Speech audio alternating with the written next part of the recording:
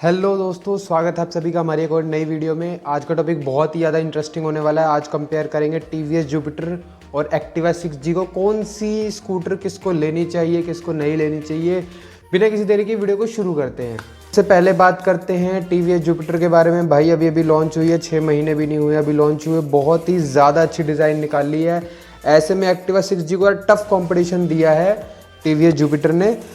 Price की बात करूं तो 85,267 रुपये ऑन रोड प्राइस से 1,03,000 रुपये ऑन रोड प्राइस में मिल जाएगी आपको। एक्सेसरी वगैरह बाद में आप अलग से जो भी कंपनी कहती है भाई ऐड करके कर सकती है, ऐड भी कर सकती है भाई, और आप चाहे तो बाहर से भी लगवा सकते हैं। तो 1,04,000 के समथिंग टीवीएस जुपिटर आपको मिल जाएगी।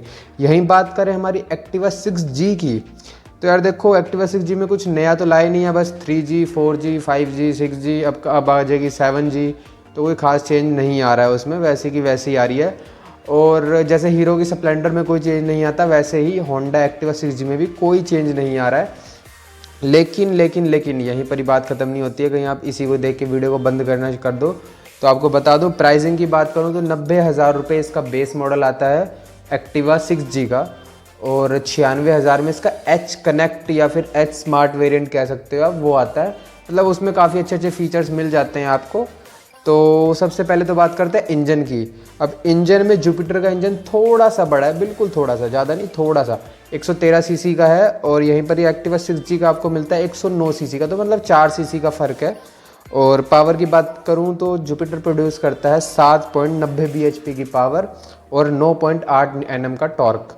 और यहीं पर ही आपकी एक्टिवा 6G प्रोड्यूस करती है 7.73 bhp की पावर। मतलब जुपिटर से लगभग 1.1 bhp या 0.2 bhp कम। और टॉर्क की बात करूं तो 8.9, उसका 9.8 है, इसका 8.9 है, तो मतलब 1.1 Nm के समथिंग कम। लेकिन अगर बात करूं कि टॉप स्पीड की, तो टीवीएस जुपिटर की टॉप स्पीड 85 है और यहीं पर ही एक्टिवा की है 90। और वेट भी दोनों का सेम है भाई, ज़्यादा फर्क नहीं है दोनों के वेट में। 104 kg और 105 kg का फ़र्क है, मतलब 1 किलो का फ़र्क है। जुपिटर थोड़ी सी 1 किलो में हैवी है, तो कोई ख़ास फ़र्क नहीं है। इंजन में भी यार कोई ख़ास फ़र्क नहीं है। माइलेज की बात करूं तो आपकी जुपिटर 35 से 40 का माइलेज निकालती है। एक्टिवा 6G जो है वो आपकी 40 प्लस का माइलेज निकाल के दे देती है, 45 तक का भी दे देती है। चलाने पे डिपेंड करता है, अगर आप आराम से उसको अच्छे से चला रहे हैं तो निकाल देती है वो, कोई दिक्कत नहीं आती। इसके बाद जुपिटर के अंदर आपको डिस्क ब्रेक मिल रहे हैं अब, जबकि एक्टिवा 6G में आपको कॉम्बी ब्रेक सिस्टम मिलता है। डिस्क वगैरह नहीं दे रही है कंपनी, तो डिस्क ब्रेक यार थोड़ा सेफ साइड हो जाता है किसी भी स्कूटर के लिए, और स्कूटर यार जल्दी गिर भी जाते हैं। हालांकि टायर साइज़ और रिम साइज़ दोनों का सेम है, बस जो एक्टिवा 6G है उसका जो पीछे का टायर है वो थोड़ा सा चौड़ा है। तो इस चीज़ में है कि 90/90 के टायर्स हैं, तो उसका 100/90 का पीछे टायर्स से, बाकी तो सब सेम है टायर्स में, मतलब पीछे का टायर एक्टिवा का थोड़ा चौड़ा है। अब बात करते हैं जुपिटर और जो आपकी एक्टिवा है उसकी लेंथ के बारे में। लेंथ में देखो जुपिटर आपकी थोड़ी सी ज़्यादा लंबी है, लेकिन जो चौड़ी की बात करूं, मतलब जो उसकी सीट या फिर उसको ही चौड़ा आप कह सकते हो, तो वो आपकी एक्टिवा है। मतलब जो आपके अंडर थाई सपोर्ट रहेगा सीट के बैठने के लिए, वो आपको एक्टिवा में ज़्यादा अच्छा मिलेगा कंफर्ट के मामले में। लेकिन अगर आपको ज़्यादा बंदे बिठाने हैं या फिर मतलब दूर दूर होके बैठना है, तो आपकी जुपिटर ज़्यादा अच्छी रहेगी इस मामले में। जबकि राइडिंग की जो क्वालिटी मिलेगी वो आपको एक्टिवा 6G में ज़्यादा अच्छी मिलती है। लेकिन अब भाई जुपिटर ने अपना नया लॉन्च कर दिया, एक्टिवा 7G लेट हो गई, तो एक्टिवा 6G अभी तो, और 7G यार कुछ पता भी नहीं कब लॉन्च होए, 2 महीने 3 महीने लग जाएं। तो इतने में करें क्या, टीवीएस जुपिटर लें या एक्टिवा 6G लें। देखिए टीवीएस जुपिटर में अब जो आई है उसमें आपको डिस्क ब्रेक मैंने बता दिया, उसके बाद 33 लीटर का अंडर सीट स्टोरेज मिलता है जिसमें आप 2 हेलमेट रख सकते हैं। उसके बाद भाई डिजिटल इंस्ट्रूमेंट क्लस्टर दे दिया है, एलईडी डीआरएस दे दिए हैं, एलईडी टेल लैंप्स है, और डिज़ाइन भी थोड़ा एक जो कहते हैं ना फ्यूचरिस्टिक डिज़ाइन वो दिया है। उसके बाद आपको डिजिटल इंस्ट्रूमेंट क्लस्टर में ऐसा नहीं कि बेसिक डिटेल्स मिलती है, कॉल, एसएमएस, नेविगेशन, ब्लूटूथ से कनेक्ट हो जाता है, तो आपको ये सारी चीज़ें, स्टैंड अलार्म क्लॉक और फ्यूल टू एम्प्टी, ये सब मिल जाता है उसके अंदर। अब यहीं पर ही एक्टिवा 6G की बात करें तो उसमें कोई ऐसा खास फीचर नहीं है। उसमें वही अपना एनालॉग वाला स्पीडोमीटर है, और अपना जो जो भी है भाई उसमें तो खैर कुछ खास चेंज नहीं किया है। लेकिन बात करें कि टी जुपिटर में तो यार पहले भी हमें इतने सारे फीचर्स मिलते थे, उसमें फीचर्स तो पहले भी बहुत थे, इको मोड, स्पोर्ट्स मोड, ये सारे फीचर्स तो पहले भी आते थे। इको पे ग्रीन लाइट और जैसे ही स्पोर्ट्स पे लगती ऑरेंज लाइट जल गई, या फिर तो ऐसे बहुत सारे फीचर टी पे पहले भी देती थी जुपिटर। अब बात है कि तो जुपिटर इतनी क्यों नहीं बिकती थी पहले भी, और अब भी जो सेल है वो एक्टिवा 6G की ज़्यादा है जुपिटर के मुकाबले, क्योंकि इंजन में सबसे ज़्यादा टीवीएस की प्रॉब्लम आती है। 2 से 3 सालों के बाद इंजन जो है जुपिटर या फिर ये टीवीएस के कुछ बोलने लग जाते हैं। टीवीएस की एक अपाचे ही है जो लोगों को सबसे ज़्यादा पसंद आती है, बाकी कोई भी ऐसी खास उसकी नहीं है।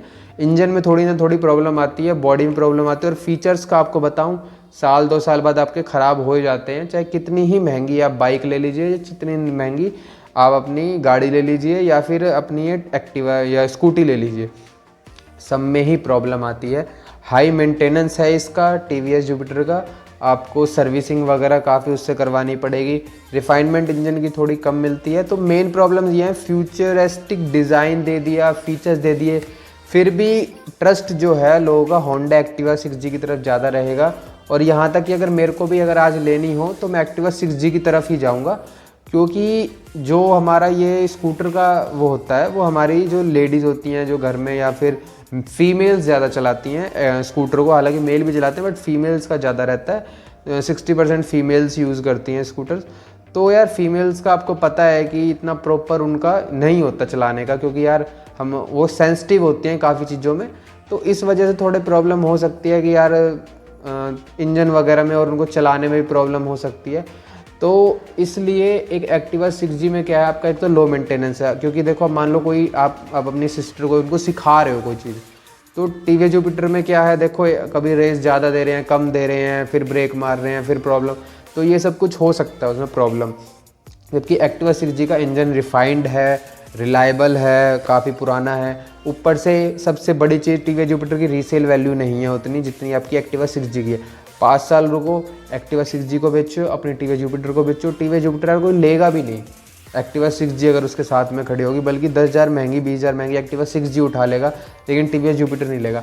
क्यों? क्योंकि इंजन में वो रिफाइनमेंट नहीं है, वो पावर या परफॉर्मेंस नहीं रहती, जैसे यामाहा वगैरह की बाइक्स होती हैं या फिर बजाज की हो जाती हैं।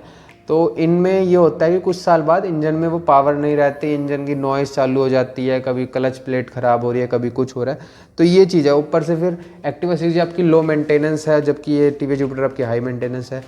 और इनके बीच में कोई ख़ास ज़्यादा डिफरेंस नहीं है, प्राइसिंग की है बस, जो कि आपको प्राइस तो आप अपने अकॉर्डिंग ले सकते हो, कि 7-8 हज़ार की कोई बड़ी बात नहीं होती किसी भी चीज़ में, तो कंसीडर कर सकते हो।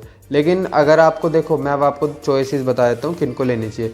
अगर आपको ज़्यादा नहीं चलानी, अपना आप मेंटेन कर सकते हो किसी चीज़ को, मतलब फील्ड वगैरह में नहीं, अपना ऑफिस से घर, घर से ऑफिस, या फिर थोड़ा बहुत ही चलाना है डेली का 8-10 किलोमीटर, तो आप जुपिटर की तरफ बिल्कुल जा सकते हैं। एक अच्छा ऑप्शन है जुपिटर, फीचर्स वगैरह भी, और जो लुक्स वगैरह वो भी अच्छे हैं। लेकिन अगर आपको यार हाई मेंटेनेंस नहीं चाहिए, लो मेंटेनेंस चाहिए, आपको लंबे टाइम तक रखनी है, 5, 7, 8 साल, तो आप होंडा एक्टिवा 6G की तरफ जाइए, क्योंकि यार इंजन सबसे मेन चीज़ होता है किसी भी चीज़ का।